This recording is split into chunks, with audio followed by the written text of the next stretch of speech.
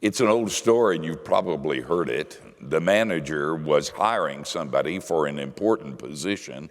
He had weeded it down to three. There was a teacher, and there was a mathematician, and there was an accountant. They had gone through the interview process, and the manager decided to throw a ringer. And so he said, I have one more question. What is 2 plus 2? And the teacher said, of course, it's 4. And the mathematician said, well, it's not that simple. There are a lot of factors that you have to apply, a lot of places you have to go, a lot of measurements that you have to make. It's just not that simple. And the accountant was asked, what is 2 plus 2? And he went over and pulled down the shades and whispered in the manager's ear, what do you want it to be? That's kind of funny, but it's less and less funny the more I think about it. Because it's kind of the central focus of our culture and the source of the darkness that we are experiencing in our time.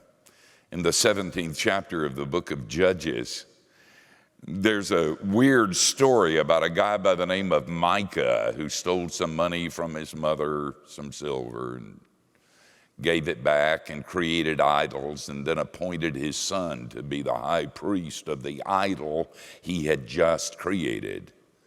And then a priest comes from Jerusalem, and the writer of Judges has a statement that haunts me. He said, in those days, there was no king in Israel, and every man did what was right in his own sight.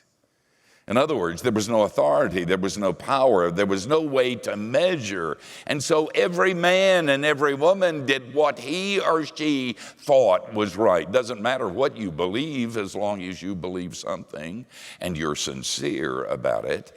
And I know and I'm happy that it's true for you. What that means is that there is no truth. I was interviewed last week on a talk show and was asked a question I'm often asked.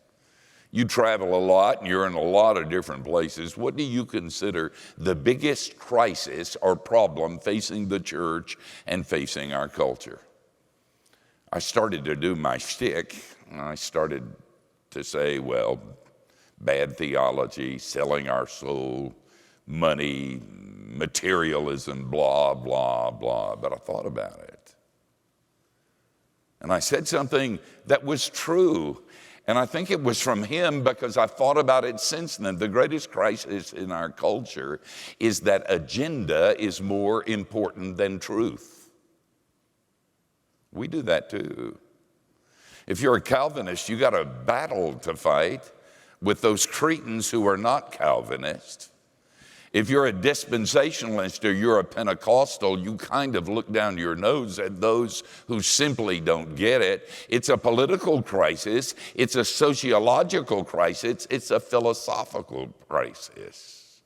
There is no king in Israel. Everybody does what is right in their own sight. You know that I like House. And I particularly like him because he says everybody lies. And I've decided that he's pretty right about that, but that's not what I'm talking about. I'm talking about something that goes before that. The place where truth is whatever you decide it will be, and where the agenda is more important than the truth, because the truth doesn't matter.